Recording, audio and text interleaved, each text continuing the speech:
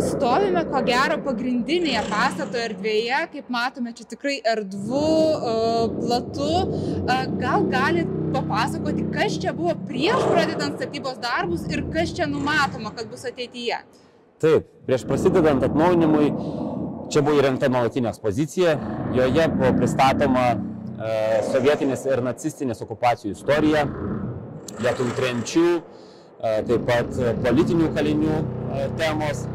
Po atnaujinimo mes čia dėmesį taip pat ketiname skirti būtent 1940–1990 metų laikotarpį ir pažvelgsime ir bei pristatysime vėlgi, kokie vis tik buvo žalingi, kokią traumą sukėlė Lietuvai tiek nacistinis, tiek sovietinis okupaciniai režimai, nes, kaip matome, šių temų aktualumas niekur nedingo. Šios temos yra aktualios ir turime tikrai labai daug neatsakytų klausimų ir manau, kad kuomet ją atversime, tai bus viena iš nuosekliausių ekspozicijų, kuri taip ištisinė linija pasakos tą sudėtingai 20-ojo amžiaus periodą, kuris vis dar kelia įvairiausių kontroversijų ir bandysime neatskirti dviejų režimų okupacinių, nepasakoti atskirai apie sovietinį, apie nacistinį, bet pasižiūrėti iš perspektyvos į abu šios režimus, nes jų pasiekmes, sukeltas pasiekmes mes jaučiame iki pat šiandien. Ir vėlgi žiūrėdami į erdvę, taip, buvo pastebėję Henrika, kad didelis tūris.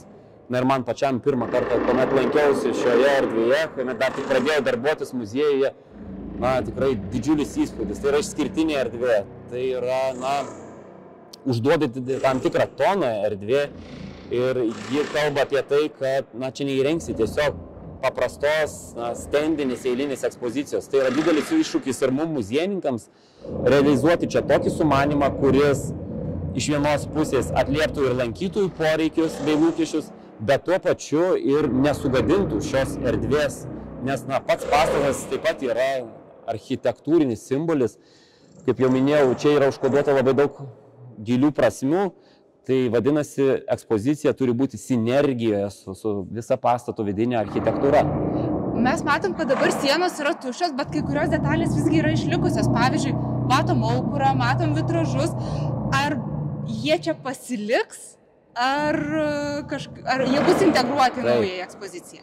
Taip, tai yra tam tikros pastato dalys, tai yra jo architektūrinės vertybės ir šiuo atveju vėlgi mes tikrai labai didžiuojamės, kad šiame pastate turime vieno iš žymiausių lietuvių vitražistų Kazimiero Morkūno darbus ir vienus iš didžiausių darbų, kurie taps tos naujai kuriamos ekspozicijos akcentais.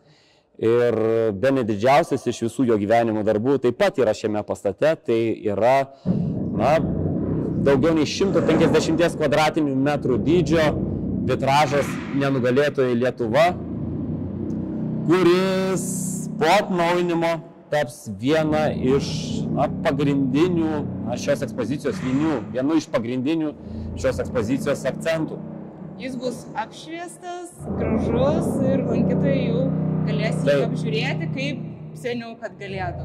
Ir ne tik apšviestas, išvaizdus, bet tuo pačiu ir su papildytu virtualiuoju turiniu, kuris leis lankytojams dar giliau įsitraukti į istorijos pažinimo procesą.